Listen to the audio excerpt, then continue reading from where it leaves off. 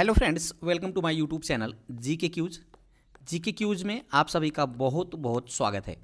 आज की इस वीडियो में हम बात करने वाले हैं भारतीय राष्ट्रीय आंदोलन की, यानी इसमें पूरे के पूरे 1885 से लेकर के 1947 तक के अंतर्गत जितने भी घटनाक्रम हैं उनको आज हम इस एक वीडियो में कवर करने वाले हैं। ठीक है, तो याद रखिएगा फ्रेंड्स, आपके लिए आज का जो सेशन होगा वो काफ़ी अति महत्वपूर्ण होगा।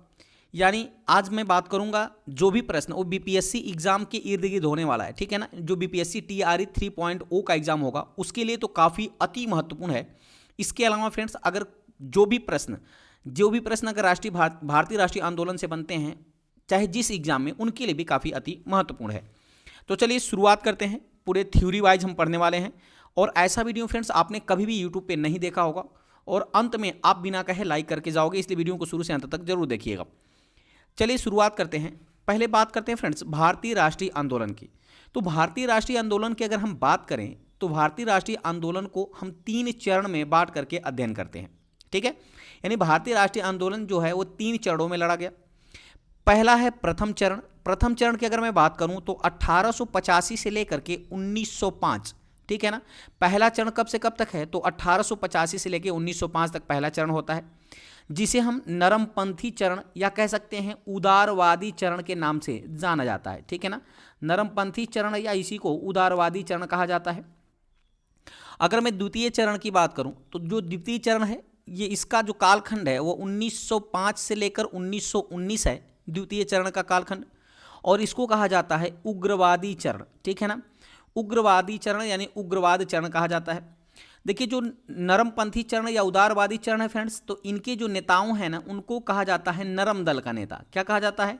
नरम दल का नेता कहा जाता है। ठीक है, अगर वही बात करें जो उग्रवाद चरण के नेता हैं इनको कहा जाता है गरम दल का नेता। तो ये भी आपको याद रखना है। ठीक है, गरम दल और नरम दल।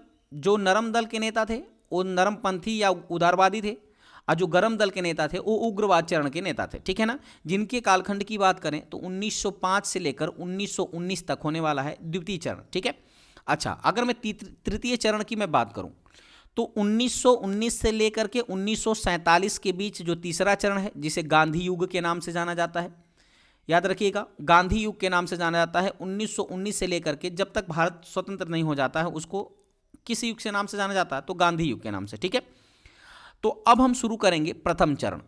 ये तीनों चरण उम्मीद करते हैं आप अच्छी तरह समझ पाए होंगे। जो भारतीय राष्ट्रीय आंदोलन है इसके 3 चरण है। पहला चरण है 1885 से लेकर 1905 तक, जिसे नरमपंथी चरण के नाम से जाना जाता है। दूसरा चरण है 1905 से लेकर 1919 तक, जिसे उग्रवाद का चरण कहा जाता है या कह सकते हैं उग्रवादी चरण।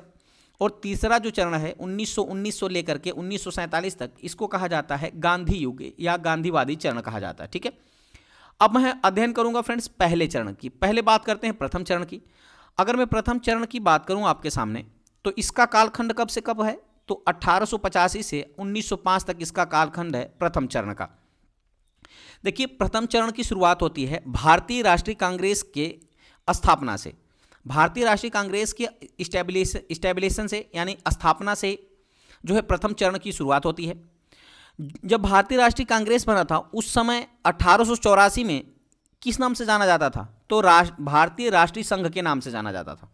अच्छा, ऐसा क्यों आन पड़ी या अंग्रेजों को ऐसा क्यों लग रहा था कि भारतीय राष्ट्रीय कांग्रेस का गठन होना चाहिए और भारतीयों को भी क्यों लग रहा था कि भारतीय राष्ट्रीय कांग्रेस का गठन होना चाहिए? तो याद रखिए, मैं बात करूं फ्रेंड्स एलन ऑक्टेवियन ह्यूम की, पहले मैं बात करूं तो एलन ऑक्टेवियन ह्यूम जो था फ्रेंड्स एक रिटायर्ड आईसीएस अधिकारी था। ठीक है ना, क्या था? रिटायर्ड आईसीएस अधिकारी था, जो कि बंगाल में 1949 में ज्वाइन किया था। 1849 में बंगाल में ज्वाइन किया था आईसीएस अधिकारी के पद को, और यह रिटायर हो गया था 1882 में। जब यह रिटायर हो गया 1882 में तो यह पूरे भारत का भ्रमण किया। ठीक है फ्रेंड्स, ये किया, पूरे भारत का भ्रमण किया, और उस समय के तत्कालीन वायसराय थे लॉर्ड रिपन, और वापस से आकर के लॉर्ड रिपन से कहता है कि यदि भारतीयों की बात नहीं मानी गई, तो भविष्य में 1857 की क्रांति से भी बढ़कर क्रांति होने वाली है। तो यह बात जब लॉर्ड रिपन सुनता है तो वो कहता है इसके लिए क्या किया जाए। तो उसी समय जो ए.ओ. ह्यूम यानी जिसका पूर्ण नाम है एलन ऑक्टेवियन ह्यूम, उसने 1884 ईस्वी में 27 जो ब्रिटिश शिक्षित भारतीय हैं उनको शिमला बुलाता है उनसे मिलने के लिए और उनसे पूछता है कि आखिर आपकी समस्या क्या है। तो कहते हैं फ्रेंड्स कि हमारी कोई व्यक्तिगत समस्या नहीं है, हम केवल भारतीय आम जनमानस की समस्याओं का हल चाहते हैं। तो उन्होंने कहा कि चलिए ठीक है, अब उनकी समस्याओं को हल करने के लिए हम एक संस्था का निर्माण करते हैं और इस संस्था के तहत हम प्रतिवर्ष जो भारतीय आम जनमानस की समस्याएं हैं उन पर चर्चा करेंगे, उनका समाधान करेंगे। इसीलिए 1884 ईस्वी में एलन ऑक्टेवियम ह्यू ने भारतीय राष्ट्रीय संघ की स्थापना किया। ठीक है, लेकिन बाद में इसका नाम बदल करके जब कांग्रेस का प्रथम अधिवेशन हुआ था 1885 में, तो उसी समय दादा भाई नौरोजी के सिफारिश पर इसका नाम बदल करके भारतीय राष्ट्रीय कांग्रेस कर दिया गया। ये भी आपको याद रखना है। अच्छा, दादा भाई नौरोजी ने फ्रेंड्स कांग्रेस को ही क्यों चुना, यानी भारतीय राष्ट्रीय संघ को हटाकर कांग्रेस क्यों किया? याद रखिएगा, उस समय जो है उत्तरी अमेरिका में कांग्रेस शब्द बड़ा प्रचलित था। कांग्रेस शब्द उत्तरी अमेरिका में बड़ा प्रचलित था और उसका अर्थ होता था लोगों का समूह। क्या अर्थ होता था? लोगों का समूह। इसीलिए फ्रेंड्स दादा भाई नौरोजी ने क्या कर दिया कि संघ के जगह हटा करके क्या कर दिया? कांग्रेस कर दिया। इतना आपको याद होना चाहिए। अब हम बात कर लेते हैं कांग्रेस की स्थापना से। कांग्रेस की स्थापना कब होती है फ्रेंड्स? तो याद रखिएगा 28 दिसंबर 1885 को कांग्रेस की स्थापना होती है और संस्थापक कौन है? एलन ऑक्टेवियम ह्यूम होते हैं, जिनको शार्ट में ए.ओ. ह्यूम कहा जाता है। एलन ऑक्टेवियम ह्यूम को फ्रेंड्स हर्मिट ऑफ शिमला की उपाधि दी गई। इन्हीं को पक्षी विज्ञान का जनक कहा गया, इन्हीं को जनता का मित्र कहा गया। ये भी आपको याद रखना है। ठीक है, और हर्मिट ऑफ शिमला कहा गया। इटावा का कलेक्टर थे 1857 में, जब क्रांति हुई थी 1857 की, तो उस समय ये इटावा के कलेक्टर थे। ये भी आपको याद रखना है। पक्षी विज्ञान का जनक कहा गया, जनता का मित्र कहा गया और हर्मिट ऑफ शिमला कहा गया। ठीक है, इतना उम्मीद करते हैं आप अच्छी तरह से समझ पाए होंगे। अगर मैं बात करूं कि जब कांग्रेस की स्थापना हुई थी तो उस समय भारत का वायसराय कौन था, तो याद रखिएगा वायसराय की अगर मैं बात करूं फ्रेंड्स तो लॉर्ड लीटन। ठीक है ना, लॉर्ड लीटन के बाद लॉर्ड रिपन आया। पहले था लॉर्ड लीटन जिसमें, ठीक है, लॉर्ड लीटन के बाद कौन आया? लॉर्ड रिपन आया। और लॉर्ड रिपन के बाद कौन आया फ्रेंड्स? तो लॉर्ड रिपन के बाद आया लॉर्ड डफरिन, जिसका कार्यकाल 1884 से 1888 माना जाता है। तो 1884 से 1888 कांग्रेस की स्थापना कब होती है? तो 28 दिसंबर 1885। तो प्रश्न पूछा जाता है कि कांग्रेस की स्थापना के समय भारत का वायसराय कौन था? तो फ्रेंड्स कौन था? Lord Dufferin. ये आपको याद रखना है कि स्थापना के समय लॉर्ड डफरिन जो था वो वायसराय था। अच्छा, कांग्रेस की स्थापना की मैं बात करूं फ्रेंड्स तो याद रखिएगा स्थापना का जो पहला मैं बात करूं कि पहला जो इसका 1885 में अधिवेशन हुआ था, वैसे अधिवेशन की मैं बात करूं तो फ्रेंड्स याद रखिएगा अधिवेशन जो हैं वो 2 प्रकार के होते हैं। अधिवेशन कितने प्रकार के होते हैं फ्रेंड्स? तो अधिवेशन 2 प्रकार के होते हैं। एक जो होता है फ्रेंड्स, एक विशेष अधिवेशन होता है और एक होता है वार्षिक अधिवेशन। ठीक है ना, तो वार्षिक अधिवेशन जो होता था फ्रेंड्स वो वर्ष के अंत में आयोजित किए जाते थे, यानी 22 से लेकर के 28 दिसंबर के बीच में। और विशेष अधिवेशन जब किसी आपातकाल या किसी ऐसे मुद्दे पर चर्चा करनी होती थी जो बहुत ही जोर दे करके या कह सकते हैं कि बहुत ही जरूरी था, तो उसके लिए विशेष अधिवेशन बुलाए जाते थे। तो अधिवेशन 2 प्रकार के होते थे, एक विशेष और एक क्या होता था? वार्षिक अधिवेशन। ठीक है ना। अच्छा, अधिवेशन का मतलब क्या है? अधिवेशन का मतलब होता है सामूहिक बैठक। क्या होता है? अधिवेशन का मतलब होता है सामूहिक बैठक। ये भी आपको याद रखना है। तो अधिवेशन, पहला अधिवेशन कब हुआ था? 28 दिसंबर 1885 को मुंबई के गोकुलदास तेजपाल संस्कृत कॉलेज में पहला अधिवेशन आयोजित किया गया था। आपको ध्यातव्य हो फ्रेंड्स कि यह जो अधिवेशन होने वाला था 1885 में ना, यह पूना में प्रस्तावित था। महाराष्ट्र के पूना में प्रस्तावित था 1885 वाला अधिवेशन। लेकिन पूना में प्लेग महामारी फैल गई और प्लेग महामारी फैलने की वजह से यह जो अधिवेशन हुआ वो कहाँ आयोजित किया गया? तो मुंबई के अंदर आयोजित किया गया, जिसकी अध्यक्षता व्योमेश चंद्र बनर्जी ने किया था। ये भी आपको याद रखना है। ठीक है, और इसमें कुल 72 प्रतिनिधियों ने भाग लिया था। ये भी आपको याद रखना है। और इस 72 प्रतिनिधियों में 2 प्रतिनिधि ऐसे थे जो मुस्लिम थे। ठीक है ना, तो 72 प्रतिनिधियों ने भाग लिया था कांग्रेस के प्रथम अधिवेशन में। तो उम्मीद करते हैं इतना आप अच्छी तरह से समझ पाए होंगे। चलिए आगे बढ़ते हैं। आगे बात कर लेते हैं फ्रेंड्स कि कांग्रेस के प्रति लोगों के क्या विचार थे। जब कांग्रेस का गठन हो गया तो उस गठन के बाद कांग्रेस के प्रति लोगों के क्या विचार थे। तो अरबिंदो घोष जो कि गरम दल के नेता माने जाते थे। गरम दल के नेताओं में लाल बालपाल और अरबिंदो घोष, ये 4 नेताओं थे। तो अरबिंदो घोष का कहना था कि कांग्रेस जो है वो भीख मांगने वाली संस्था है। यानी इन्होंने कहा कि जो कांग्रेस है वो राजनीतिक भिक्षावृत्ति से प्रेरित है, यानी कांग्रेस भीख मांगने वाली संस्था है। ठीक है। वहीं लॉर्ड डफरिन ने क्या कहा?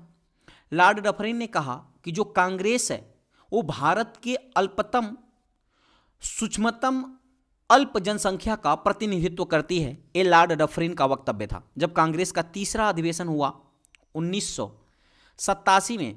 ठीक है ना। तभी किसने कहा था? लॉर्ड डफरिन ने कहा था कि कांग्रेस जो है यह भारत के अल्पसंख्यक जनता का प्रतिनिधित्व करती है। बीजी तिलक ने भी कहा, बाल गंगाधर तिलक ने भी कहा कि वर्ष में एक बार मेढक की तरह टर्राने से कुछ नहीं होगा। ये किसको कहा? कांग्रेस को कहा। क्योंकि कांग्रेस की जो मीटिंग थी, बैठक थी, जो अधिवेशन था, वो प्रस्तावित था कि एक वर्ष में एक बार 22 से लेकर 28 दिसंबर के बीच सभी लोग बैठक करेंगे, कांग्रेस के लोग, और जनता की यानी सभी प्रांतों में जो भी समस्याएं हैं उस पर चर्चा करेंगे और अंग्रेजों को इसकी जानकारी देंगे और उनके माध्यम से उनकी समस्याओं को हल करवाएंगे। तो उसीलिए बीजी तिलक यानी बाल गंगाधर तिलक ने कहा कि वर्ष में एक बार मेढक की तरह टर्राने से कुछ नहीं होगा। बंकिम चंद्र चटर्जी ने क्या कहा? इन्होंने कहा कांग्रेस के लोग पदों के भूखे राजनीतिज्ञ हैं। क्या कहा था? कांग्रेस के लोग पदों के भूखे राजनीतिज्ञ हैं। वहीं कांग्रेस की गठन की बात करूं तो इसमें 72 प्रतिनिधियों ने भाग लिया था, मैं आपको पहले बता चुका हूं। लाला लाजपत राय ने क्या कहा था? तो लाला लाजपत राय ने कहा कि यह सेफ्टी वाल्व का सिद्धांत प्रस्तुत किया था। वैसे मैं आगे चल करके आपको षड्यंत्र का सिद्धांत, त्वरित चालक का सिद्धांत किसने दिया है उसके विषय में चर्चा करेंगे। लेकिन लाला लाजपत राय ने अपनी पुस्तिका जो थी यंग इंडिया, अपने पत्र यंग इंडिया में सेफ्टी वाल्व का सिद्धांत को प्रस्तुत किया था। अब सेफ्टी वाल्व का सिद्धांत क्या होता है इसके विषय में मैं आगे आपको बताने वाला हूं। लाला लाजपत राय ने भी कहा था, फ्रेंड्स याद रखिएगा, इन्होंने कहा था कि जो एओ ह्यूम है, एलन ऑक्टेवियन ह्यूम जो है, इनका हृदय भारत की दुर्दशा पर रोता था और ये स्वतंत्रता के पुजारी थे। ये किसने कहा था? तो लाला लाजपत राय ने। तो इन कथनों से आपके एग्जाम में प्रश्न बनते हैं। अब इसके अलावा और भी कथन को मैं आगे इसी वीडियो में कवर करूंगा। ठीक है। अब मैं बात करता हूं कि कांग्रेस का गठन तो हो गया। तो कांग्रेस का जब गठन किया गया तो एओ ह्यूम ने किस उद्देश्य से कांग्रेस का गठन किया था? याद रखिएगा, एओ ह्यूम के कांग्रेस के गठन करने का एकमात्र उद्देश्य था कि जो शिक्षित भारतीय थे, जो शिक्षित भारतीय थे, उनके असंतोष को रोकने के लिए एक सेफ्टी वाल्व बनाना चाहता था एओ ह्यूम। क्योंकि मैं पहले ही बता चुका हूं कि जब 1882 में यह रिटायर्ड हुआ तो यह पूरे भारत का भ्रमण किया और जाकर के लॉर्ड रिपन से कहता है कि भारत में अगर भारतीयों की बात नहीं मानी गई, ब्रिटिश शिक्षित भारतीयों की बात अगर नहीं मानी गई तो 1857 की क्रांति से भी बढ़कर क्रांति हो सकती है भारत के अंदर। तो इन्होंने अपनी सुरक्षा के लिए क्या किया था? कांग्रेस का गठन किया इसके उद्देश्य से। इनका दूसरा उद्देश्य क्या था कि जो राष्ट्रवादी शिक्षित वर्ग है यानी ब्रिटिश शिक्षित भारतीय हैं और असंतुष्ट किसान आपस में न मिल पाए, इसके लिए इनको रोकने के लिए इसकी स्थापना किया गया भारतीय राष्ट्रीय कांग्रेस की। पहले से चल रहे स्वाधीनता आंदोलनों को रोकने के लिए एओ ह्यूम ने अपना दिमाग लगाया और उसने क्या किया? भारतीय राष्ट्रीय कांग्रेस की स्थापना कर दी। यह भी आपको याद रखना है। तो इतना आपको अच्छी तरह से समझ में आया होगा। तो इस तरह सेफ्टी वाल्व के तौर पे अंग्रेजों ने भारतीय राष्ट्रीय कांग्रेस की स्थापना करी। लेकिन यही भारतीय राष्ट्रीय कांग्रेस जा करके आगे आजादी में महत्वपूर्ण भूमिका निभाती है। तो आगे बढ़ते हैं, आगे बात करते हैं कांग्रेस के प्रमुख नेताओं की। तो मैंने आपसे बताया कि जो 1805 से लेकर के, याद रखिएगा, 1885 से लेकर के 1905 तक का जो पहला चरण है उसको उदारवादी चरण कहा जाता है और उदारवादी चरण के नेताओं को नरम दल का नेता कहा जाता है। और 1905 से लेकर 1919 तक के चरण को क्या कहा जाता है? उग्रवादी चरण कहा जाता है और उनके नेताओं को गरम दल का नेता कहा जाता है। तो आपको फ्रेंड्स ये नहीं याद करना है कि नरम दल का नेता कौन है, आपको बस याद करना है कि गरम दल के नेता कौन है। यदि आपको गरम दल के नेता का नाम याद हो गया तो आप अपने से नरम दल के नेताओं को पहचान सकते हैं। आपको 4 नाम याद रखने हैं गरम दल के अंदर। एक तो है लाल बाल पाल। लाल का मतलब लाला लाजपत राय, बाल का मतलब बाल गंगाधर तिलक और पाल का मतलब बिपिन चंद्र पाल। ये 3 नाम आपको बाल लाल बाल पाल से याद रखने हैं। और चौथा नाम आपको याद रखना है अरबिंदो घोष। क्या नाम रखना है? अरबिंदो घोष। यानी ये जो 4 नाम है, यदि आप इसको याद कर लेते हैं तो अगर प्रश्न में पूछ भी लेता है कि निम्न में से कौन सा नरम दल का नेता है, तो ये चारों आप याद कर लीजिए। इसके अलावा जो भी नेता होंगे किसके नेता होंगे? नरम दल के नेता होंगे। ठीक है, तो चलिए चर्चा कर लेते हैं कि नरम दल के नेताओं में कौन कौन था। तो दादा भाई नौरोजी थे, ठीक है, बदरुद्दीन तैयब जी थे, व्योमेश चंद्र बनर्जी थे, महादेव गोविंद रानाडे थे, सुरेंद्रनाथ बी बनर्जी थे, फिरोज शाह मेहता, रास बिहारी घोष, मदन मोहन मालवीय, गोपाल कृष्ण गोखले और वल्लभ भाई पटेल।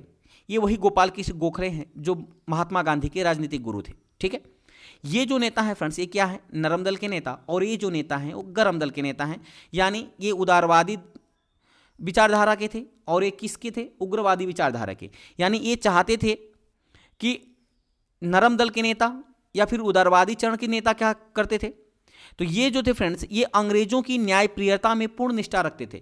यानी इनका मानना था कि अगर हमारा व्यवहार अंग्रेजों से मधुर रहा तो अंग्रेज हमारे लिए न्याय करेंगे या हमारी विकास करेंगे, इनका मानना था। ये अपने अंग्रेजों को ये अपना शत्रु नहीं मानते थे, बल्कि क्या मानते थे? मित्र मानते थे कि अंग्रेज हमारे मित्र हैं, बस हमारा उनके साथ जो संबंध है वो कैसा होना चाहिए? तो हमारा उनके साथ जो संबंध है वो मधुर होना चाहिए। ठीक है, उसके बाद ये जो लोग थे नरम दल के नेता या उदारवादी चरण के जो नेता थे, ये अंग्रेजों से अपनी समस्याओं को प्रार्थना पत्रों के माध्यम से, प्रतिवेदन नोट के माध्यम से या याचिका द्वारा अपनी मांगे सरकार के सामने रखते थे और उसको पूरा करने के लिए अंग्रेजों से अपेक्षा रखते थे। ठीक है, जबकि अगर मैं बात करूं कि जो गरम दल के नेता थे, इनका मानना था कि भारत हमारा ही है, स्वराज हमारा ही है, तो हम अंग्रेजों के सामने हाथ क्यों फैलाएं, हम उनके सामने भिक्षावृत्ति की भावना क्यों रखें, हम उनसे भीख क्यों मांगें? ये तो भारत हमारा है, हमको उसको छीन लेना चाहिए, तो भारत को हमें छीन लेना चाहिए। ये इस प्रवृत्ति के नेता थे गरम दल के नेता। उम्मीद करते हैं इतना आप अच्छी तरह से समझ पाए होंगे। उग्रपंथियों ने नरम दल के नेताओं को क्या कहा था? तो राजनीतिक भिक्षावृत्ति कहा था। उदारवादी नेताओं को गरम दल के नेताओं ने यानी उग्रवादी नेताओं के द्वारा कहा गया। तो ये भी आपको याद रखना है। तो उम्मीद करते हैं फ्रेंड्स इतना आप अच्छी तरह समझ पाए होंगे। जब कांग्रेस का गठन हुआ फ्रेंड्स, तो उस समय जो कांग्रेस था, उस कांग्रेस पर कुलीन वर्ग या बुद्धिजीवी वर्ग का कब्जा था। यानी उसमें सबसे ज़्यादा लोग वकील, इंजीनियर, डॉक्टर, साहित्यकार एवं पत्रकार थे। ठीक है, तो उस पर कुलीन वर्ग का, कुछ लोग शिक्षा के मामले में कुलीन थे, कुछ लोग धन के मामले में कुलीन थे, कुछ लोग चिकित्सा के माध्यम से कुलीन थे। ठीक है, तो ये कुलीन वर्ग का उस पर कब्जा था, ये आपको याद रखना है। एक जो गांधी जी थे फ्रेंड्स, गांधी जी एक डॉक्टर बनना चाहते थे, चिकित्सक बनना चाहते थे, लेकिन इनके पिता के कहने पर ये वकील बन गए, यानी वकालत की शिक्षा ली। ठीक है, क्योंकि उस समय वकील सबसे ज़्यादा हुआ करते थे, ये भी आपको याद रखना है, वकील सबसे ज़्यादा हुआ करते थे, वकील बहुत ज़्यादा लोग बनना चाहते थे।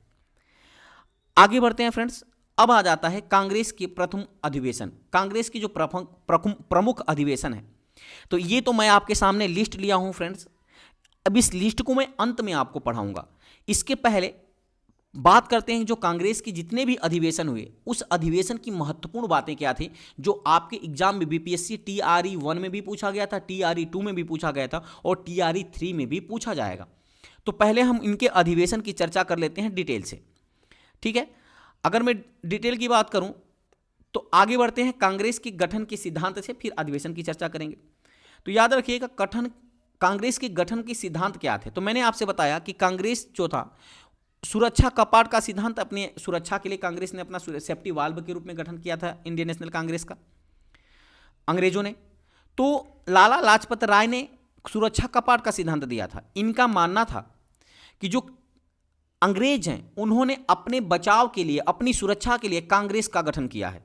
ठीक है, वहीं पे रजनी पालमे दत्त यानी RP दत्त ने किसका सिद्धांत दिया? RP दत्त ने सिद्धांत दिया षड्यंत्र का सिद्धांत। रजनी पालमे दत्त का मानना था कि जो शिक्षित ब्रिटिश भारतीय हैं, ब्रिटिश शिक्षित भारतीय जो हैं, वे अपने ही लोगों से षड्यंत्र कर रहे हैं ठीक है ना, अपने राजनीति के कारण लोगों की, अपने ही लोगों से षड्यंत्र कर रहे हैं, इनका कहना था रजनीपाल में दत्त का। यानी थ्योरी ऑफ कॉन्स्पिरेसी का सिद्धांत दिया था, थ्योरी ऑफ सेफ्टी वाल्व का सिद्धांत लाला लाजपत राय ने दिया था, जबकि त्वरित चालक का सिद्धांत दिया था गोपाल कृष्ण गोखले ने, यानी थ्योरी ऑफ लाइटिंग कंडक्टर। याद रखिएगा, गोपाल कृष्ण गोखले का क्या मानना था? गोपाल कृष्ण गोखले का मानना था कि कांग्रेस की स्थापना से हमारे आंदोलन हैं, उन आंदोलनों को गति मिलेगी, साथ ही साथ कांग्रेस को नेतृत्वकर्ता मिलेगा और आंदोलन में उत्प्रेरक का काम करेगा कांग्रेस का गठन। तो इसको कहा जाता है त्वरित चालक का सिद्धांत। ये भी आपको याद रखना है। यहां से प्रश्न आपका बन सकता है कि सुरक्षा कपाट का सिद्धांत किसने दिया था? तो लाला लाजपत राय ने सुरक्षा कपाट का सिद्धांत दिया था या सेफ्टी वाल्व का सिद्धांत दिया था? षड्यंत्र का सिद्धांत किसने दिया था? तो रजनीपाल में दत्त ने दिया था, थ्योरी ऑफ कॉन्स्पिरेसी, ठीक है, कॉन्स्पिरेसी का सिद्धांत दिया था। और जबकि त्वरित चालक का सिद्धांत किसने दिया था? थ्योरी ऑफ लाइटिंग कंडक्टर का सिद्धांत किसने दिया था? तो दिया था गोपाल कृष्ण गोखले ने। यह भी आपको याद रखना है। आगे बढ़ते हैं, कांग्रेस के गठन का क्या उद्देश्य था? तो भारतीय लोग चाहते थे कि जब कांग्रेस का गठन हो तो इसका मुख्य उद्देश्य था आम जनमानस की समस्याओं को हल करना। जो आम जनमानस की समस्याएं थी, इनकी समस्याओं का समाधान करना, अलग अलग प्रांतों के नेताओं को एकजुट रखना कांग्रेस के गठन का मुख्य उद्देश्य था। भारतीय एकता को स्थापित करना, साथ ही साथ अंग्रेज और भारतीयों के बीच संबंधों को मधुर बनाना इस कांग्रेस के गठन का मुख्य उद्देश्य था। ताकि कांग्रेस के गठन का मुख्य उद्देश्य ये था कि कांग्रेस का गठन होगा तो अगर हमारे बीच, अंग्रेजों और भारतीयों के बीच संबंध मधुर रहेंगे तो अंग्रेज जो हैं वो भारत का विकास करेंगे, हमारी समस्याओं का समाधान करेंगे, ये मानना था। ठीक है, इसी उद्देश्य से कांग्रेस का गठन किया गया। तो ये आपको अच्छी तरह से पता होगा। हालांकि एक प्रारंभिक उद्देश्य था ना, ये कौन सा उद्देश्य था? ये प्रारंभिक उद्देश्य था, यानी इसी उद्देश्य के साथ कांग्रेस का गठन किया गया था। बाद में इस कांग्रेस का उद्देश्य चेंज हुआ और कांग्रेस का उद्देश्य हो गया आज़ादी दिलाना। ठीक है, चलिए आगे बात करें। इतना उम्मीद करते हैं आप अच्छी तरह से समझ पाए होंगे। आगे अगर मैं बात करूं फ्रेंड्स, तो कांग्रेस से संबंधित कुछ कथन की मैं चर्चा कर लेता हूं। मैंने बताया कि जो कथन पीछे छूट गया है मैं इसमें चर्चा करते हैं। क्या कहा गया? कांग्रेस के लोग पदों के भूखे राजनीतिज्ञ हैं। किसने कहा था? बंकिम चंद्र चटर्जी ने। बंकिम चंद्र चटर्जी ने कहा कि जो कांग्रेस के लोग हैं ये पदों के भूखे राजनीतिज्ञ हैं। साथ ही साथ स्वतंत्रता के बाद कांग्रेस को समाप्त कर देना चाहिए। महात्मा गांधी का कहना था कि जब अगर भारत को स्वतंत्रता मिल जाए तो कांग्रेस को समाप्त कर देना चाहिए। जबकि अरविंदो घोष का कहना था कि कांग्रेस क्षय रोग से मरने ही वाली है। अरविंदो घोष ने कहा था। कांग्रेस भारत की सूक्ष्म अल्पसंख्यक जनता का प्रतिनिधित्व करती है, ये किसने कहा था? लॉर्ड डफरिन ने कहा था। इसके अलावा अन्य कथनों की बात करें तो कांग्रेस भविष्य की संसद का केंद्र है। द इंडियन मिरर पत्रिका में यह बताया गया कि जो कांग्रेस है वो भविष्य की संसद का केंद्र है। साथ ही साथ कांग्रेस भारत की राष्ट्रीय सभा है, ये कहा किसने? तो द इंडियन मिरर पत्रिका में लिखा गया था। वहीं मैं बात करूं तो लॉर्ड कर्जन ने कहा था कि कांग्रेस अपनी अंतिम सांसें गिन रही है। लॉर्ड कर्जन ने क्या कहा था? कि कांग्रेस अपनी अंतिम सांसें गिन रही है और मेरी इच्छा है कि मेरी कालखंड में इसकी शांतिपूर्वक मृत्यु हो जाए। ये किसका कहना था? लॉर्ड कर्जन का कहना था। याद रखिएगा, ये लॉर्ड कर्जन वही है जिसने 1905 में बंगाल विभाजन करवाया था। ठीक है, उसके बाद कूपलैंड का क्या कहना था? कूपलैंड का मानना था कि कांग्रेस का जो जन्म हुआ है वह ब्रिटिश शासन के दुश्मन के रूप में नहीं हुआ है बल्कि उसके दोस्त के रूप में हुआ है। तो ये जितने भी वक्तव्य हैं, जितने भी कथन हैं, ये आपके एग्जाम के लिए काफ़ी अति महत्वपूर्ण है। ठीक है, तो इसको आप जरूर याद रख लीजिएगा, पेन कापी लेकर के नोट कर लीजिएगा। आगे बढ़ते हैं। सर सैयद अहमद खां, ये वही सर सैयद अहमद खां हैं जिन्होंने कांग्रेस का विरोध किया था। इनके साथ सितारे हिंद शिव प्रसाद सिंह, जिनको अंग्रेजों ने सितारे हिंद की उपाधि दिया था, ये बनारस के राजा थे शिव प्रसाद सिंह। ठीक है, इन लोगों ने कांग्रेस के आंदोलन का विरोध किया और सर सैयद अहमद खान ने क्या कहा, इसने कहा कि जो कांग्रेस का अधिवेशन है, कांग्रेस का जो आंदोलन है, ये ना तो लोगों के द्वारा प्रेरित था और ना योजनाबद्ध था और ना ही सोचा गया था। ये किसने कहा था? तो सर सैयद अहमद खान ने कहा था। ये आपको याद रखना है। आगे बढ़ते हैं,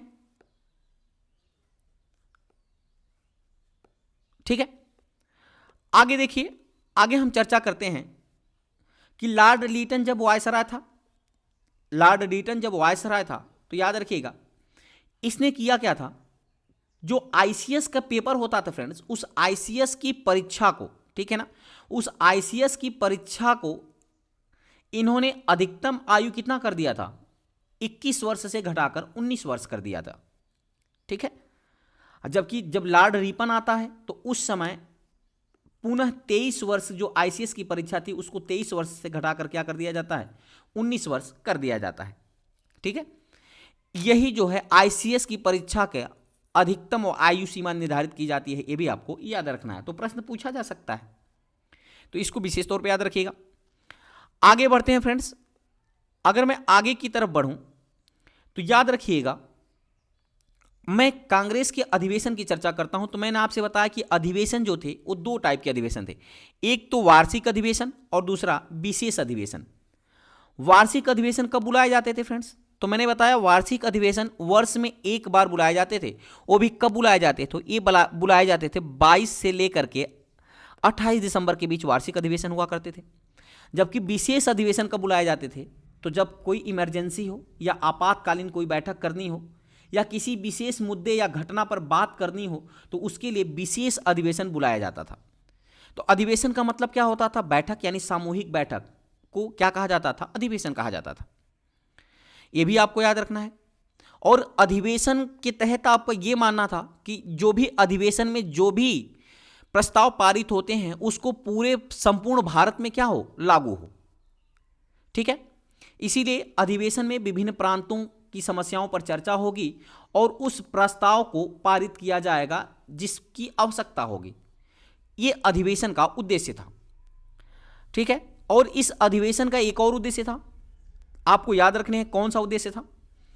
पहली बात कि प्रत्येक वर्ष कांग्रेस की बैठक होगी, यानी अधिवेशन होगा और उसका एक अध्यक्ष होगा, ठीक है, उसका एक अध्यक्ष होगा। जबकि दूसरी बात क्या थी? दूसरी बात थी कि जिस प्रांत में अधिवेशन आयोजित होंगे उस प्रांत का जो सदस्य है वो कांग्रेस का अध्यक्ष नहीं बनेगा। ये दो बातें उसमें मेंशन थी, ठीक है, ये आपको याद रखना है।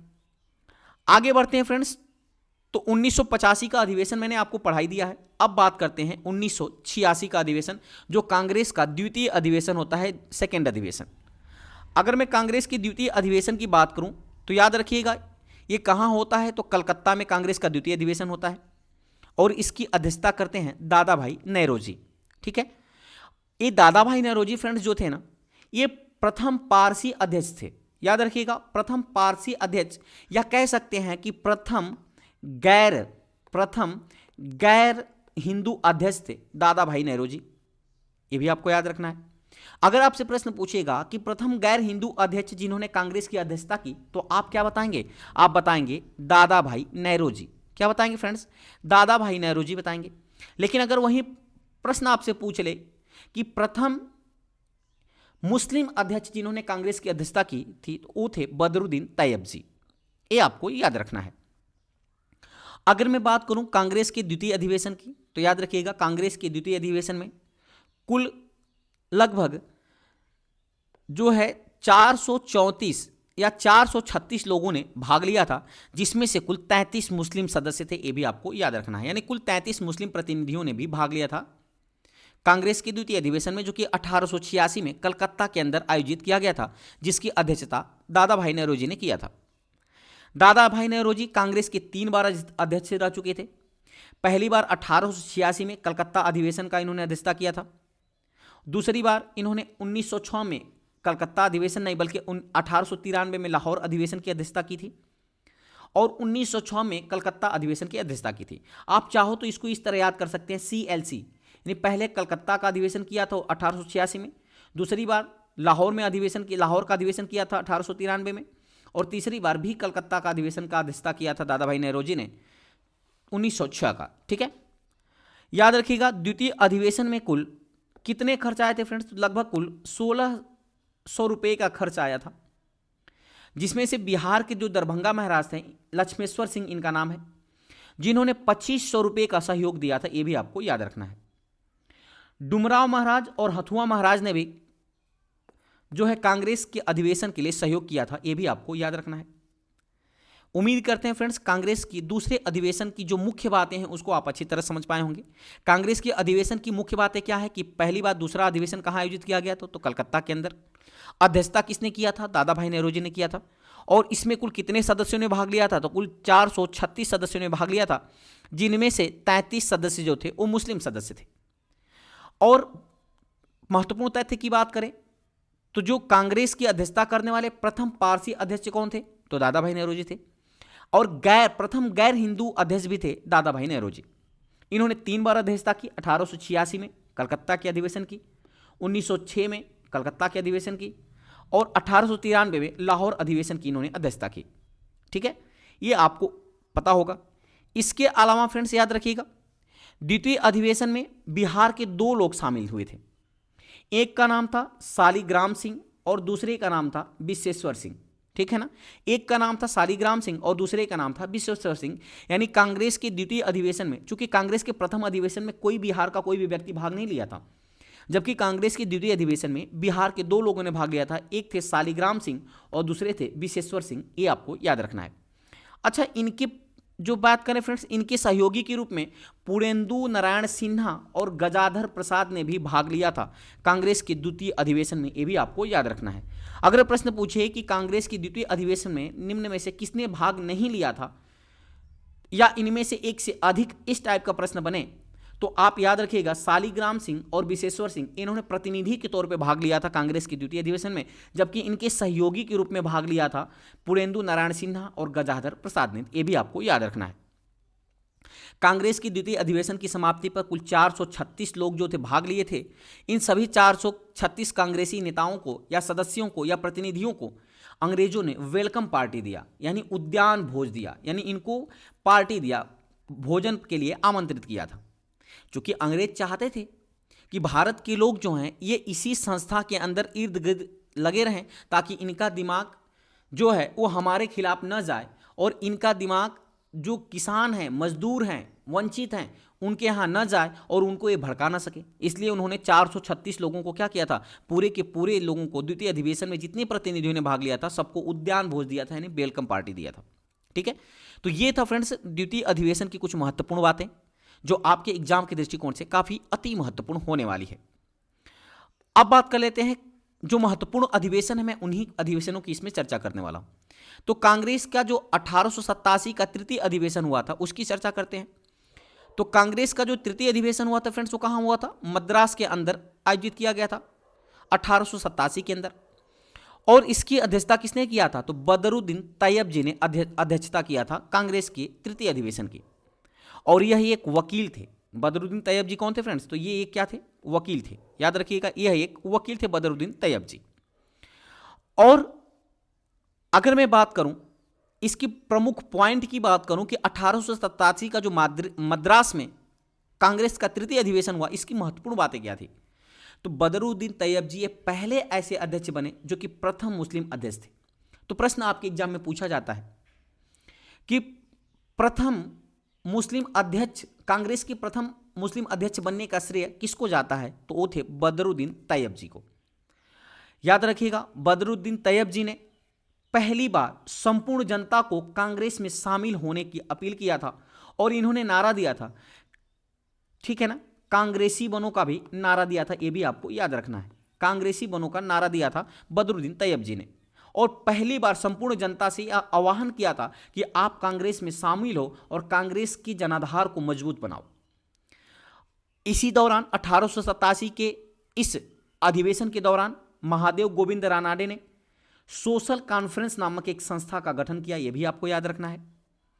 और लॉर्ड डफरिन ने, याद रखिएगा मैंने आपसे पहले भी बताया कि जो कांग्रेस का तृतीय अधिवेशन हुआ, ठीक है ना, जो मद्रास में हुआ था, इसी तृतीय अधिवेशन के दौरान लॉर्ड डफरिन ने कांग्रेस को सूक्ष्म अल्पसंख्यक जनता का प्रतिनिधित्व करने वाली संस्था बताया था। यह भी आपको याद रखना है, क्योंकि कांग्रेस जो था फ्रेंड्स, जो मैं अगर बात करूं तो जो अंग्रेज है ना, अंग्रेज चाहते थे कि इनका गठन जो कांग्रेस का हुआ है, ये 3 साल के अंदर इसके गठन को मंजूरी तो दे दिया गया, लेकिन इसको रद्द कर दिया जाए। लेकिन जो ब्रिटिश शिक्षित भारतीय उन्होंने ये नहीं माना, इस बात को नहीं माना। जब इस बात को नहीं माना तो 1888 में अंग्रेजों ने कांग्रेस को अधिवेशन करने के लिए जगह नहीं दिया और न ही उनको परमिशन दिया। ठीक है, तो ये था फ्रेंड्स कुछ महत्वपूर्ण बातें जो आपके 1887 की अधिवेशन की थी। कहाँ अधिवेशन की हुआ था? तो मद्रास के अंदर हुआ था तृतीय अधिवेशन, और अध्यक्षता किया था बदरुद्दीन तैयब जी ने, जो एक वकील थे। और इसी अधिवेशन के दौरान विषय निर्धारण समिति का भी गठन किया गया था, यह भी आपको याद रखना है। तो इसकी महत्वपूर्ण बातें आपको याद रखनी है कि प्रथम मुस्लिम अध्यक्ष बने थे बदरुद्दीन तैयब जी, और इन्होंने कांग्रेसी बनों का नारा दिया था।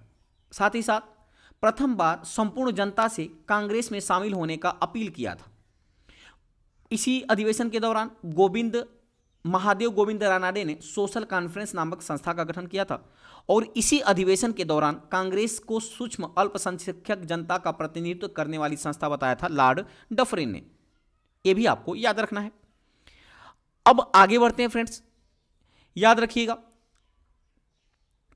आगे बढ़ें तो बात आती है कांग्रेस के चतुर्थ अधिवेशन की, जो कि 1888 में आयोजित किया गया था। किस स्थान पे? तो इसका स्थान था इलाहाबाद। याद रखिएगा, कांग्रेस के जो चतुर्थ अधिवेशन हुआ था वो कहाँ हुआ था? इलाहाबाद, जिसको वर्तमान में प्रयागराज के नाम से जाना जाता है। वर्तमान में किस नाम से जाना जाता है? तो प्रयागराज के नाम से जाना जाता है। इसकी अध्यक्षता किसने किया था? तो इसकी अध्यक्षता किया था जॉर्ज यूले। जो जॉर्ज यूले था फ्रेंड्स ना, वो कांग्रेस की अध्यक्षता करने वाला प्रथम यूरोपीय व्यक्ति था। ठीक है ना, यानी प्रथम यूरोपीय अध्यक्ष था कांग्रेस की अध्यक्षता करने वाला जॉर्ज यूले। ये भी आपको याद रखना है, जिन्होंने 1888 में इलाहाबाद के चतुर्थ अधिवेशन की अध्यक्षता किया था। इस अधिवेशन की कुछ महत्वपूर्ण बातों को देख लेते हैं। तो जो जॉर्ज यूले था, यह कांग्रेस का प्रथम यूरोपीय अध्यक्ष बना जिन्होंने कांग्रेस की अध्यक्षता की थी। अंग्रेजों ने अधिवेशन के स्थान उपलब्ध नहीं करवाया। क्यों? क्योंकि वो चाहते थे कि संस्था को क्या कर दिया जाए? रद्द कर दिया जाए। इसलिए उन्होंने 1888 में कांग्रेस के अधिवेशन के लिए जगह नहीं दी, उनको परमिशन नहीं दिया। उस दौरान दरभंगा महाराज ने इलाहाबाद, जो प्रयागराज में लोधर काउंसिल था, इस लोधर काउंसिल को खरीद करके कांग्रेस को दे दिया और कहा आप इसमें अपने अधिवेशन कर लो। इसके बाद अंग्रेजों ने क्या किया? अंग्रेजों ने कहा कि कोई भी सरकारी कर्मचारी कांग्रेस में शामिल नहीं हो सकता, या कांग्रेस के अधिवेशन में कोई भी सरकारी कर्मचारी भाग नहीं ले सकता। यह अंग्रेजों ने फरमान जारी कर दिया। इसके बाद अंग्रेजों ने क्या किया? सर सैयद अहमद खान और बनारस के राजा थे शिव प्रसाद, जिसे सितारे हिंद कहा जाता है, इनके सहयोग से अंग्रेजों ने कांग्रेस का विरोध करना शुरू कर दिया। तो ये जो थी फ्रेंड्स कुछ महत्वपूर्ण बातें थी जो 1888 के अधिवेशन की महत्वपूर्ण बातें हैं, जो कि जिसकी अध्यक्षता जॉर्ज यूले ने किया था, जो कि प्रथम यूरोपीय अध्यक्ष था कांग्रेस का। और कहाँ हुआ था? इसकी अध्यक्षता कहाँ किया गया था, या इसका अधिवेशन कहाँ आयोजित किया गया था? तो इलाहाबाद के अंदर। याद रखिएगा, ये 1888 कांग्रेस का प्रथम ऐसा अधिवेशन था जिसमें लाला लाजपत राय ने हिंदी में भाषण दिया था। लाला लाजपत राय किसको माना जाता है? इनको पीएनबी यानी पंजाब नेशनल बैंक का संस्थापक माना जाता है, और लाला लाजपत राय को ही शेरे पंजाब की उपाधि दी गई थी। तो ये भी आपको याद रखना है, जिन्होंने हिंदी में पहली बार हिंदी में भाषण दिया था। तो ये भी आपको याद रखना है। उम्मीद करते हैं फ्रेंड्स इतनी चीजें आपको अच्छी तरह से समझ आई होगी। आगे बढ़ते हैं फ्रेंड्स। अब आपको पता होगा 1885 का अधिवेशन हो गया, 1886 का अधिवेशन हो गया। 1885 का अधिवेशन कहाँ हुआ फ्रेंड्स? तो याद रखिएगा 1885 का अधिवेशन होता है ये बॉम्बे में हुआ था।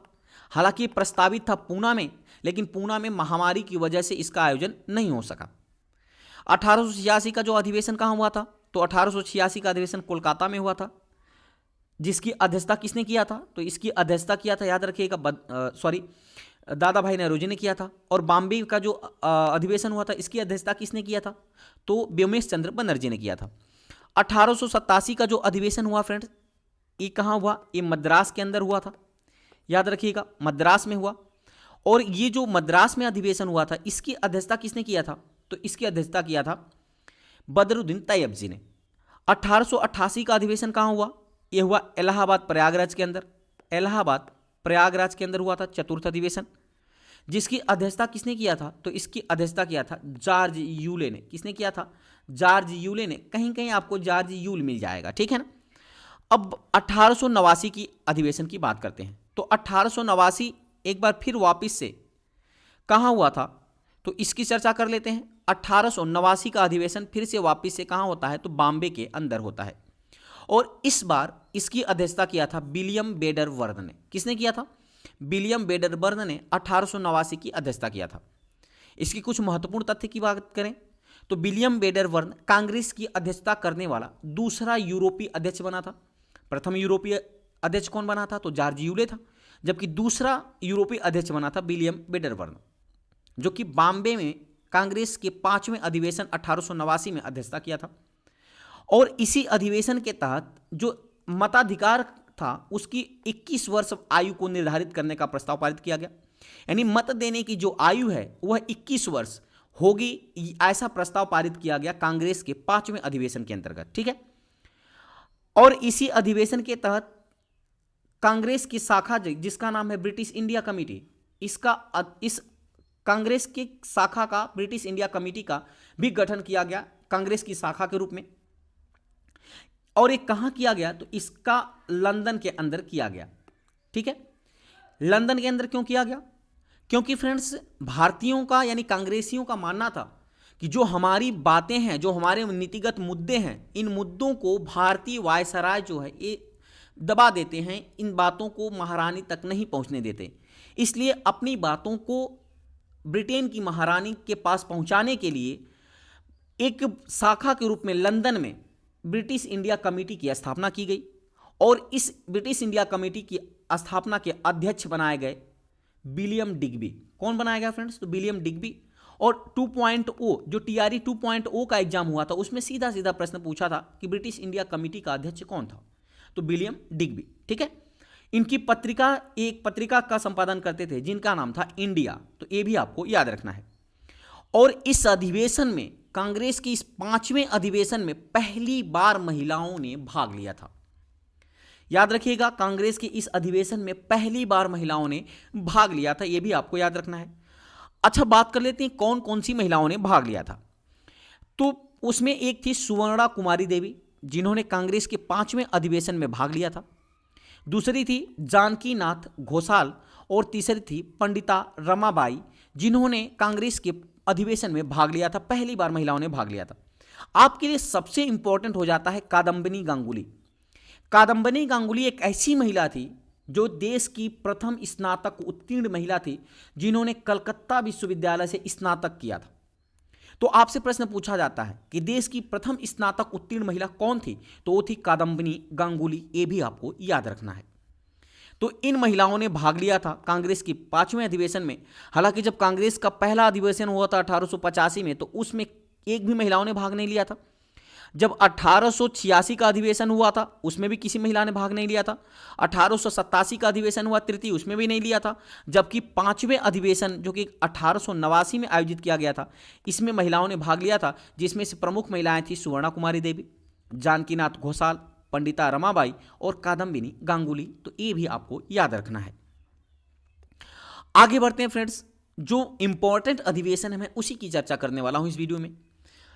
1892 में, याद रखिएगा, 1892 में कांग्रेस का छठा अधिवेशन होता है। छठा अधिवेशन नहीं होता, बल्कि 1892 में कांग्रेस के अधिवेशन की चर्चा करते हैं। तो 1892 के अधिवेशन कहाँ आयोजित किए गए थे? तो इलाहाबाद में इसका आयोजन किया गया था। और इसका अध्यक्षता किसने किया था? तो व्योमेश चंद्र बनर्जी। ये वही व्योमेश चंद्र बनर्जी हैं जिन्होंने कांग्रेस के 1885 के प्रथम अधिवेशन की अध्यक्षता किया था। इन्होंने 1892 के अधिवेशन की अध्यक्षता किया था, जो कि इलाहाबाद में आयोजित किया गया था। इनके कुछ महत्वपूर्ण तथ्यों को देख लेते हैं। इस अधिवेशन के महत्वपूर्ण तथ्य थे कि यह जो अधिवेशन था फ्रेंड्स, ये लंदन में होना प्रस्तावित था। याद रखिएगा, कहां होना प्रस्तावित था? लंदन में होना प्रस्तावित था। लेकिन लंदन में चूंकि चुनाव था और लंदन में चुनाव होने की वजह से दादा भाई नौरोजी खुद चुनाव लड़ गए लंदन के अंदर। इसलिए इस जो अधिवेशन है इसको कहां हस्तांतरित किया गया, तो इसको हस्तांतरित कर दिया गया इलाहाबाद में, हालांकि होना था लंदन के अंदर। इस अधिवेशन की ये काफी महत्वपूर्ण बातें हैं।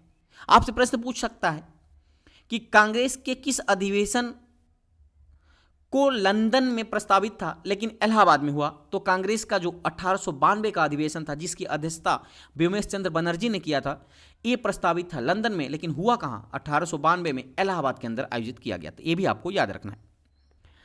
आगे बढ़ते हैं। 1896 के अधिवेशन की अगर चर्चा करें तो ये कहां आयोजित किया गया था, कलकत्ता के अंदर इसका आयोजन किया गया था 1896 के। और इसका इस अधिवेशन की अध्यक्षता किया था रहीमतुल्लाह सयानी ने।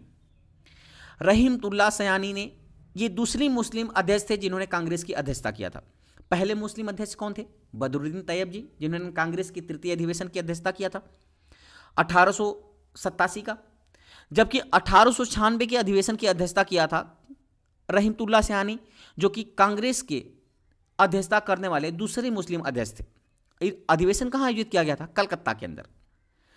और पहली बार इसी अधिवेशन में वंदे मातरम गीत गाया गया था। इस अधिवेशन की महत्वपूर्ण बात यह थी, जिसकी रचना किसने किया था, बंकिम चंद्र चटर्जी के द्वारा रचना किया गया था।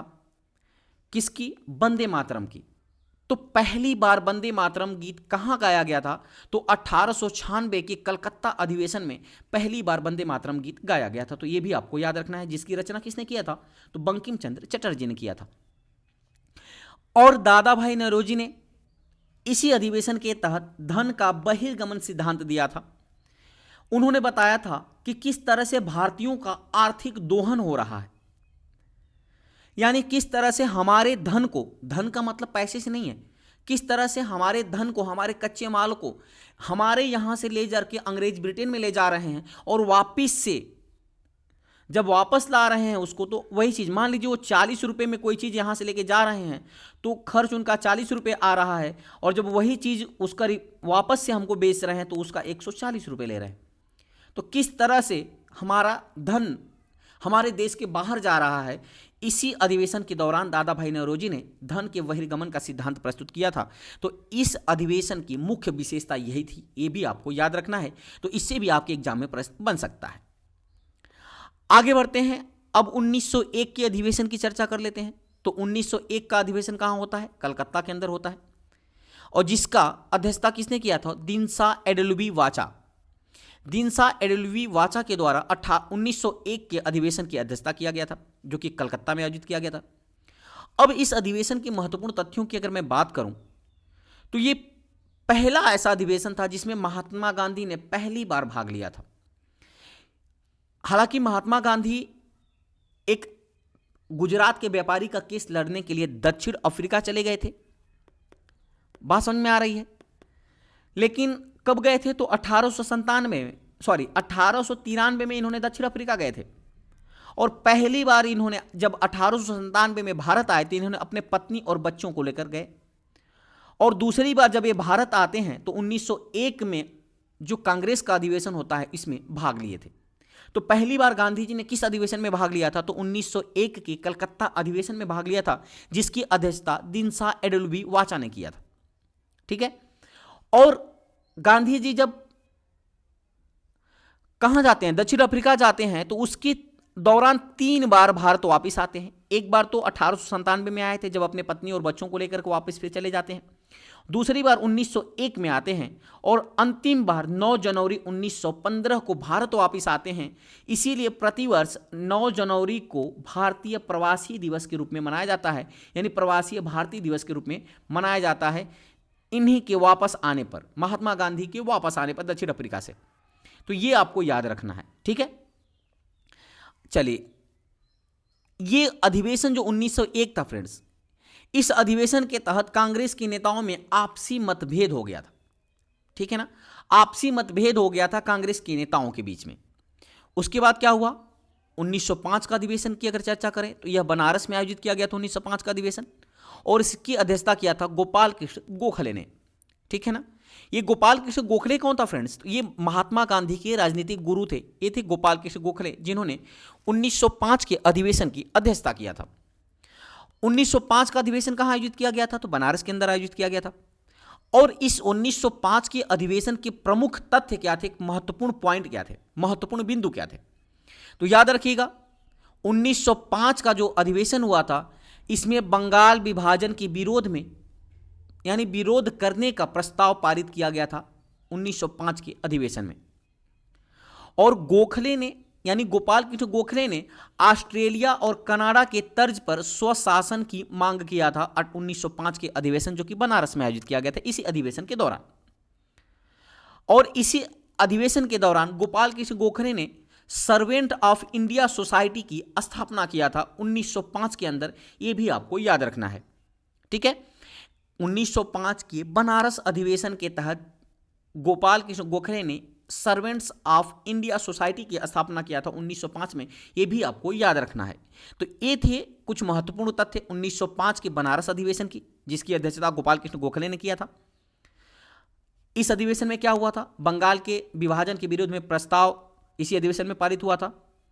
और ऑस्ट्रेलिया और कनाडा के तर्ज पे गोपाल कृष्ण गोखले ने स्वशासन की मांग किया था। उनका मानना था कि भारत में भारतीयों का शासन हो, ठीक है। और सर्वेंट ऑफ इंडिया सोसाइटी की भी स्थापना किया था 1905 के अंतर्गत। तो यह भी आपको याद रखना है। आगे बढ़ते हैं फ्रेंड्स 1906 के अधिवेशन की बात तरफ। तो 1906 का जो अधिवेशन हुआ था, एक कलकत्ता में आयोजित किया गया था और इसकी अध्यक्षता किया था दादा भाई नेहरूजी ने, ठीक है। दादा भाई नेहरूजी ने 3 बार अध्यक्षता किया था। तो कलकत्ता अधिवेशन 1906 की भी अध्यक्षता किसने किया था? तो दादा भाई नेहरूजी ने किया था। अगर मैं बात करूं फ्रेंड्स दादा भाई नेहरूजी की, तो याद रखिएगा इस अधिवेशन में अध्यक्ष पद को लेकर के विवाद हो गया था।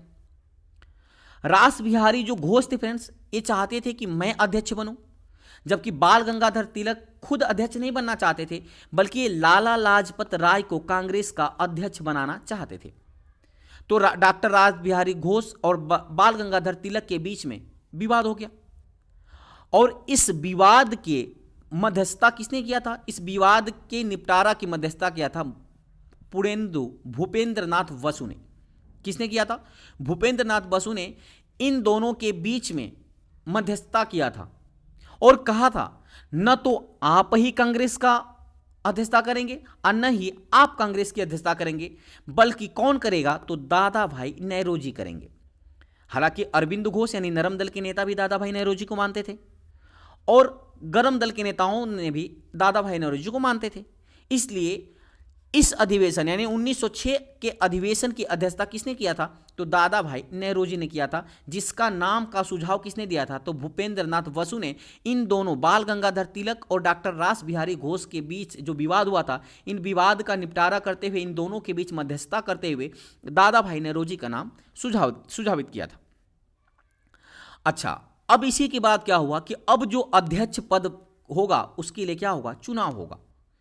इसी अधिवेशन के बाद अध्यक्ष पद के चुनाव होने के लिए यह नियम जारी कर दिया गया। और इस अधिवेशन में चार महत्वपूर्ण प्रस्ताव पारित किए गए। पहला प्रस्ताव था स्वदेशी आंदोलन का प्रस्ताव, यानी स्वदेशी आंदोलन चलाया जाएगा जगह जगह पर के, और स्वदेशी अपनाया जाएगा और विदेशी वस्तुओं का बहिष्कार किया जाएगा। स्वदेशी और बहिष्कार आंदोलन चलाने जाने का प्रस्ताव पारित हुआ, स्वराज का प्रस्ताव पारित हुआ और राष्ट्रीय शिक्षा का प्रस्ताव पारित हुआ। तो यहां से प्रश्न पूछा जाता है कि कांग्रेस के किस अधिवेशन में स्वदेशी आंदोलन, स्वराज, बहिष्कार आंदोलन और राष्ट्रीय शिक्षा का प्रस्ताव पारित किया गया था? तो 1906 का जो कलकत्ता में अधिवेशन हुआ था, इसी अधिवेशन के दौरान यह प्रस्ताव पारित किए गए थे। ये भी आपको याद रखने पड़ेंगे। तो उम्मीद करते हैं फ्रेंड्स इतना आप अच्छी तरह से समझ पाए होंगे। आगे बढ़ते हैं। अगर स्वराज की बात करें तो स्वराज शब्द का सर्वप्रथम अगर प्रयोग पूछे कि किसने किया था, तो स्वराज शब्द का सर्वप्रथम प्रयोग किया था स्वामी दयानंद सरस्वती ने। लेकिन अगर वही भारतीय राष्ट्रीय आंदोलन के परिप्रेक्ष्य में पूछा जाए कि स्वराज शब्द का सर्वप्रथम किसने प्रयोग किया था, तो कृष्ण कुमार मित्रा ने। किसने किया था? कृष्ण कुमार मित्रा ने संजीवनी पत्रिका में स्वराज शब्द का प्रयोग किया था। यह आपको याद रखना है। अगर स्वराज शब्द पूछ लिया जाए कि भारतीय धार्मिक आंदोलन के परिप्रेक्ष्य में किसने किया था, तो किया था पहली बार स्वामी दयानंद सरस्वती ने, जबकि राष्ट्रीय आंदोलन के परिप्रेक्ष्य में पहली बार संजीवनी पत्रिका में कृष्ण कुमार मित्रा ने इसका स्वराज शब्द का उल्लेख किया था। आगे बढ़ते हैं फ्रेंड्स, बात आती है 1907 का अधिवेशन कांग्रेस का। ये कहाँ आयोजित होता है? सूरत में, और इसकी अध्यक्षता करते हैं डॉक्टर रास बिहारी घोष, जो कि 1906 में अध्यक्षता नहीं कर पाते हैं, तो 1907 के सूरत अधिवेशन की अध्यक्षता करते हैं। और इस अधिवेशन की सबसे महत्वपूर्ण बात क्या थी फ्रेंड्स, कि पहली बार फिरोज शाह मेहता को उपाध्यक्ष बनाया गया था 1907 के अधिवेशन में। यह भी आपको याद रखना है, ठीक है। और इस अधिवेशन की महत्वपूर्ण बातें और क्या है, तो याद रखिएगा, इस अधिवेशन की जो महत्वपूर्ण बात है वो थी कांग्रेस का इसमें विभाजन हो जाता है, यानी कांग्रेस नरम दल और गरम दल दो टुकड़ी में टूट जाता है। नरम दल जो उदारवादी नेता थे ये नरम दल में टूट जाते हैं, और जो गरम दल के नेता उग्र राष्ट्रवादी नेता थे वो गरम दल में टूट जाते हैं। यानी प्रश्न पूछा जाता है कि कांग्रेस का विभाजन किस अधिवेशन में हुआ था, तो 1907 के सूरत अधिवेशन में कांग्रेस का विभाजन हुआ था, जिसकी अध्यक्षता किसने किया था? डॉक्टर रास बिहारी घोष ने। और कांग्रेस के गरम दल को निष्कासित करते हुए उन पर 7 वर्ष का निष्कासन कर दिया गया, यानी 7 वर्ष के लिए बैन लगा दिया गया। यह भी आपको याद रखना है। उम्मीद करते हैं इतना आप अच्छी तरह से समझ पाए होंगे। आगे की तरफ बढ़ते हैं। अब आता है 1911 का अधिवेशन, जो कि कलकत्ता में आयोजित किया गया था। और इस अधिवेशन की मैं बात करूं तो इसकी अध्यक्षता किया था विशन नारायण धर ने। किसने किया था? 1911 का अधिवेशन विशन नारायण धर ने अध्यक्षता की थी। और यह क्यों महत्वपूर्ण है आपके लिए फ्रेंड्स? याद रखिएगा, क्योंकि पहली बार जनगण मन अधिनायक जय हो, इस गीत को पहली बार 1911 के अधिवेशन में गाया गया था। वो क्यों गाया गया था? जब जॉर्ज पंचम, याद रखिएगा, ब्रिटेन का जो महाराजा जॉर्ज पंचम आए हुए थे 1911 में, उनके सम्मान में जनगण मन अधिनायक जय हो गाया गया था रविंद्रनाथ टैगोर के द्वारा। अच्छा, बाद में यह भारत का राष्ट्रगान इसको चुना गया। रविंद्रनाथ टैगोर ऐसे व्यक्ति हैं जिन्होंने 2 देशों का राष्ट्रगान लिखा है। एक तो बांग्लादेश का राष्ट्रगान लिखा है जिसका नाम है अमार सोनार बांग्ला, और एक तो जनगण मन जो है ये रविंद्रनाथ टैगोर ने भारत का राष्ट्रगान लिखा है। कब लिखा था इसको? तो 27, याद रखिएगा, 27 दिसंबर 1911 को। यह भी आपको याद रखना है। और मैं बात करूं तो तत्वबोधनी पत्रिका में 1912 में भारत भाग्य विधाता शीर्षक के तले इसको छापा गया था। तो यह भी आपको याद रखना है कि जनगण मन अधिनायक को किस पत्रिका के तहत छापा गया था और किस शीर्षक के तहत छापा गया था। तो भारत भाग्य विधाता शीर्षक के तहत छापा गया था। यह भी आपको याद रखना है। अब कांग्रेस के अगले अधिवेशन की तरफ बढ़ते हैं, जो कांग्रेस का 27वां अधिवेशन था। 1912 में कांग्रेस का 27वां अधिवेशन आयोजित किया जाता है, और यह पहला अधिवेशन होता है जो कि बिहार के अंदर आयोजित किया जाता है। बिहार के बांकीपुर पटना में 1912 का कांग्रेस का 27वां अधिवेशन आयोजित किया जाता है, जो कि बिहार में कांग्रेस का पहला अधिवेशन होता है। और इसकी अध्यक्षता कौन करता है? तो RN मुधोलकर करते हैं इसकी अध्यक्षता, जो कि आपके BPSC एग्जाम के लिए काफी अति महत्वपूर्ण हो जाता है। इस अधिवेशन की महत्वपूर्ण बातें क्या थी? तो पहली बार इस अधिवेशन को कहां आयोजित किया गया था? बिहार के अंदर आयोजित किया गया था। हालांकि बिहार में 3 बार अधिवेशन हो चुके हैं। पहली बार कब हुआ था? बांकीपुर पटना में 1912 में, जिसकी अध्यक्षता RN मुधोलकर ने किया था। दूसरी बार 1922 में गया के अंदर किया गया था, जिसकी अध्यक्षता चित्तरंजन दास ने किया था, यानी CR दास ने किया था।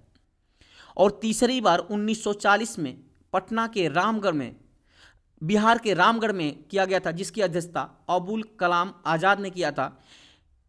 ये अबुल कलाम आज़ाद वही हैं फ्रेंड जो कि स्वतंत्र भारत के पहले शिक्षा मंत्री थे। और यह कांग्रेस का 27वां अधिवेशन था। तो प्रश्न पूछा जाता है कि कांग्रेस का किस नंबर का अधिवेशन बिहार के अंदर आयोजित किया गया था? तो कांग्रेस का 27वां अधिवेशन जो है ये बिहार में आयोजित किया गया था, बांकीपुर पटना के अंदर। ये भी आपको याद रखना है। वैसे तो 3 बार हुआ। पहली बार 1912 में बांकीपुर के अंदर हुआ था, जिसकी अध्यक्षता RN मुधोलकर ने किया था। 1922 में गया के अंदर हुआ था, जिसकी अध्यक्षता चित्तरंजन दास ने किया था। और 1940 का अधिवेशन रामगढ़ में हुआ था, जिसकी अध्यक्षता मौलाना अबुल कलाम आजाद ने किया था। आगे बढ़ते हैं। अब 1916 अधिवेशन की बात करें तो यह लखनऊ में इसका आयोजन किया जाता है 1916 के अधिवेशन का, और इसकी अध्यक्षता करते हैं अंबिका चरण मजमूदार। कौन करता है? अंबिका चरण मजमूदार अध्यक्षता करते हैं 1916 के अधिवेशन की, जो कि लखनऊ में आयोजित किया जाता है। 1916 का अधिवेशन आपके एग्जाम के दृष्टिकोण से क्यों महत्वपूर्ण है? क्योंकि 1916 के अधिवेशन में एक बार फिर से गरम दल और नरम दल इनके बीच समझौता हो जाता है, और इन समझौता की मध्यस्थता कौन करता है? तो एनी बेसेंट जो है नरम दल की तरफ से समझौता करती हैं, मध्यस्थता करती हैं, जबकि बाल गंगाधर जो तिलक हैं ये गरम दल की तरफ से मध्यस्थता करते हैं। तो ये भी आपको याद रखना है। और इसी बीच 1916 के अधिवेशन के दौरान ही कांग्रेस और मुस्लिम लीग के बीच भी समझौता हो गया था। हालांकि मुस्लिम लीग की स्थापना 1906 में हुई थी, ठीक है, तो कांग्रेस और मुस्लिम लीग के बीच भी समझौता हुआ था। और इसकी मध्यस्थता किसने किया था? तो इसकी मध्यस्थता किया था मुस्लिम लीग की तरफ से मोहम्मद अली जिन्ना ने, और बाल गंगाधर तिलक ने किया था कांग्रेस की तरफ से। जबकि मुस्लिम लीग और कांग्रेस को एक होने से मदन मोहन मालवीय को अच्छा नहीं लगा, और इन्होंने इस पैचअप को विरोध करने लगा, यानी इस जो समझौता हुआ इस समझौता का विरोध किया था मदन मोहन मालवीय ने। और ये कांग्रेस का लखनऊ अधिवेशन 1916 का ये ऐसा अधिवेशन था जिसमें सरोजिनी नायडू ने इस अधिवेशन में पहली बार कांग्रेस में शामिल हुई थी।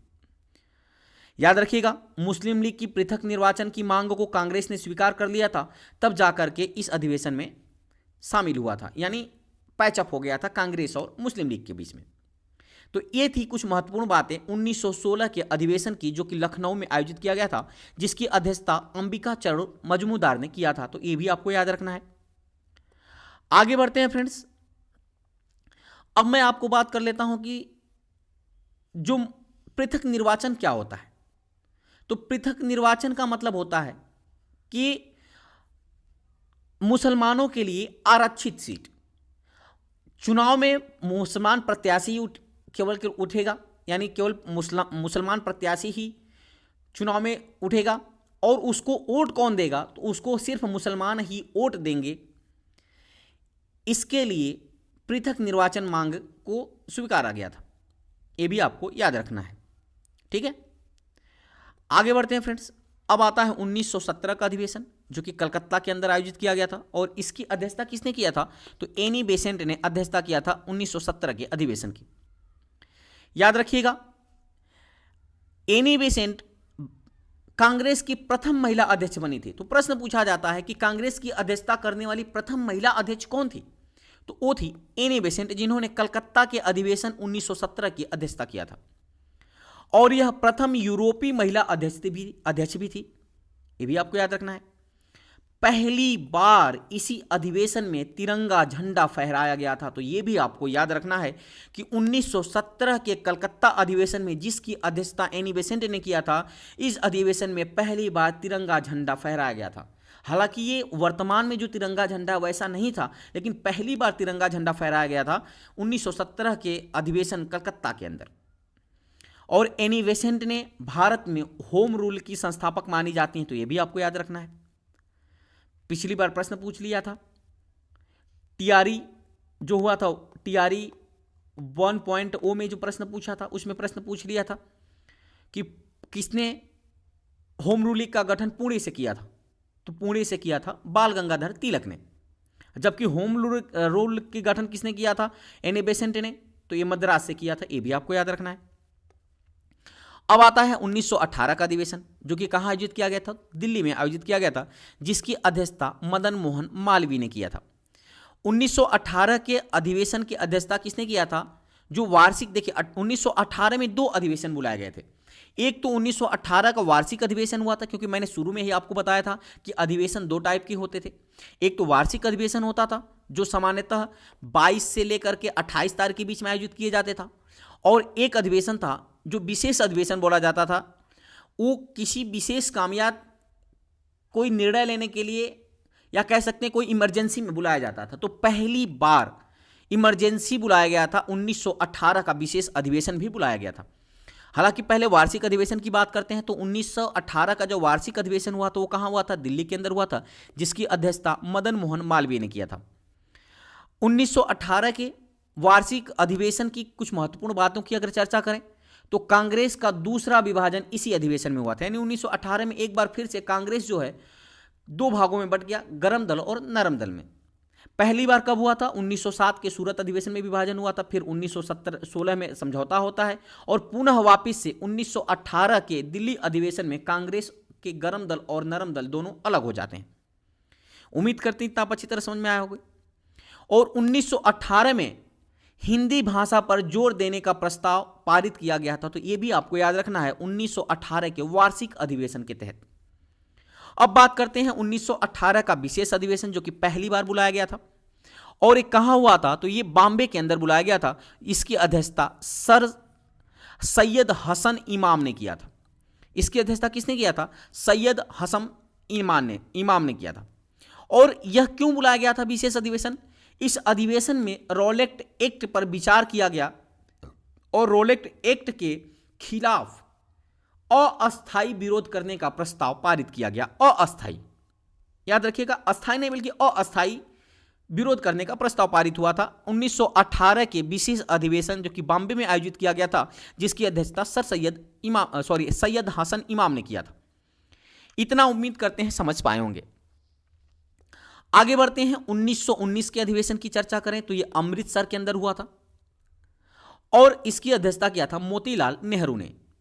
इस अधिवेशन का महत्वपूर्ण तथ्य क्या है? इस अधिवेशन में जलियांवाला बाग हत्याकांड के खिलाफ निंदा प्रस्ताव पारित किया गया था। इसी अधिवेशन के तहत 1919 के अधिवेशन जो कि अमृतसर के अंदर आयोजित किया गया था, जिसकी अध्यक्षता मोतीलाल नेहरू ने किया था। यह भी आपको याद रखना है। अगले अधिवेशन की तरफ बढ़े अगर तो 1920 का अधिवेशन कब हुआ था? तो 1920 का अधिवेशन सितंबर 1920 में बुलाया गया था। एक विशेष अधिवेशन बुलाया गया था। तो पहली बार विशेष अधिवेशन कब बुलाया गया था? 2018 में बुलाया गया था और दूसरी बार बुलाया गया था 1918 में बुलाया गया था और दूसरी बार बुलाया गया था विशेष अधिवेशन 1920 में। और कहां बुलाया गया था? तो एक कलकत्ता में, जिसकी अध्यक्षता लाला लाजपत राय ने किया था। और इसी आंदोलन के लिए असहयोग आंदोलन के प्रस्ताव पर चर्चा हुई और अस्थायी रूप से इसे पारित किया गया। यानी असहयोग आंदोलन अस्थायी रूप से पारित किया गया किस अधिवेशन में?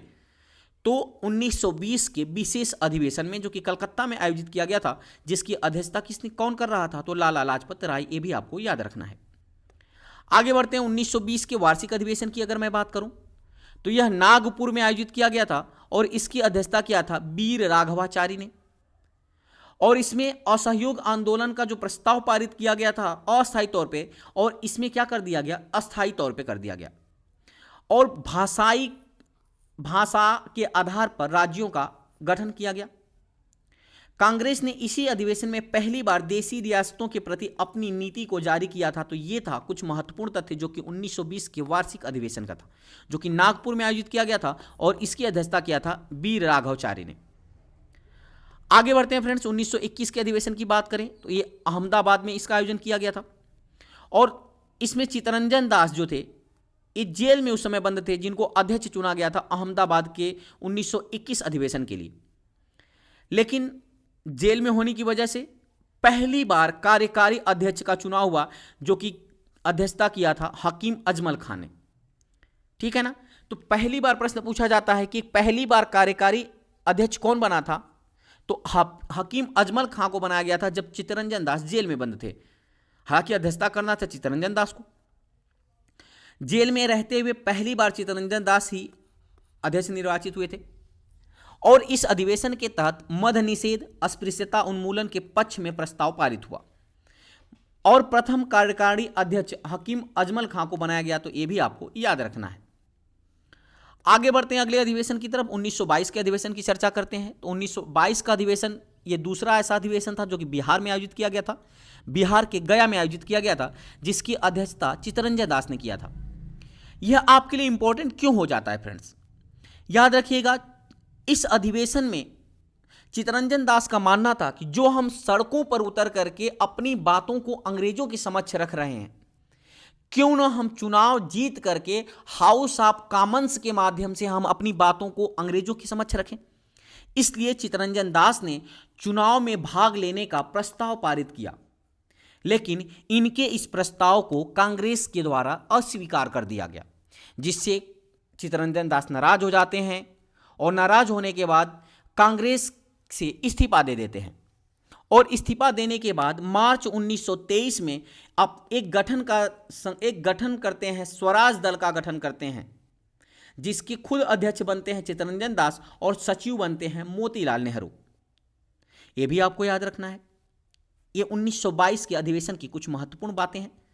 पहली बार चुनाव में भाग लेने का प्रस्ताव पारित किया गया था सीआर दास के द्वारा, लेकिन इन्होंने अब अस्वीकार कर दिया कांग्रेस के द्वारा।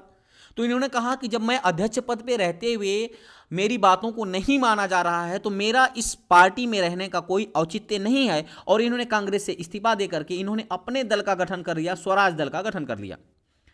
ठीक है, और उन्होंने अध्यक्ष बन गए, जबकि सचिव किसको बनाया? मोतीलाल नेहरू को बनाया। तो यह भी आपको याद रखना है। प्रश्न पूछा जाता है कि स्वराज पार्टी की स्थापना किसने किया था? तो चित्तरंजन दास और मोतीलाल नेहरू ने किया था। यह आपको याद रखना है। आगे बढ़ते हैं फ्रेंड्स। अब आता है 1923 का अधिवेशन।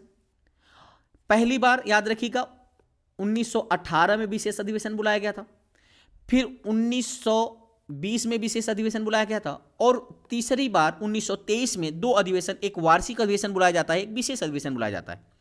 तो पहले विशेष अधिवेशन बुलाया गया था, दिल्ली में इसका आयोजन किया गया था, और अध्यक्ष किसको बनाया गया था? तो मौलाना अबुल कलाम आजाद को बनाया गया था। मैंने आपको पहले ही बताया, मौलाना अबुल कलाम आजाद स्वतंत्र भारत के प्रथम शिक्षा मंत्री थे। इनके महत्वपूर्ण तथ्य की बात करें तो ये सबसे युवा अध्यक्ष थे। महज 35 वर्ष की आयु में कांग्रेस की अध्यक्षता करने वाले अध्यक्ष बने थे।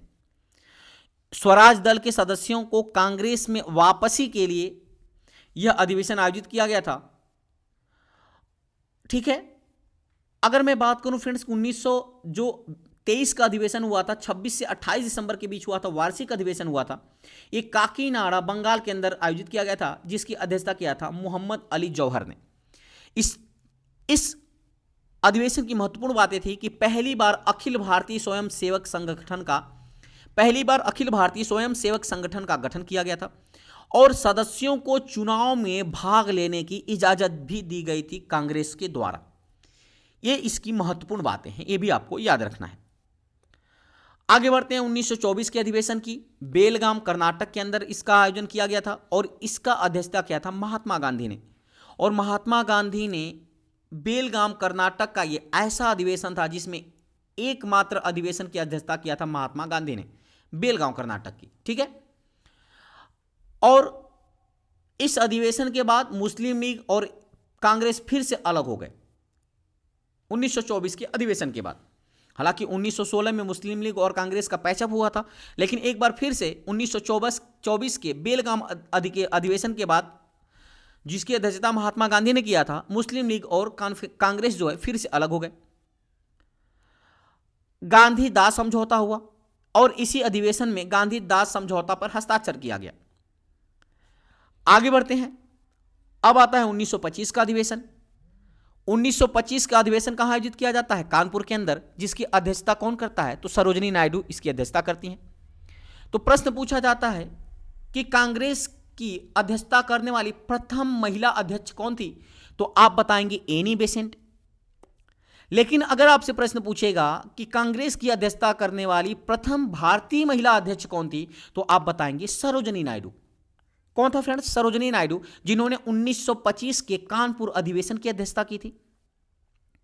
अगर मैं इस अधिवेशन की महत्वपूर्ण तथ्यों की बात करूं तो प्रथम भारतीय महिला अध्यक्ष बनी थी कांग्रेस की, और इस अधिवेशन में हिंदी को राष्ट्रभाषा के रूप में प्रयोग किया गया था। यह भी आपको याद रखना है। और इसी अधिवेशन के दौरान पहली बार ध्वज वंदना विजयी विश्व तिरंगा प्यारा गाया गया था।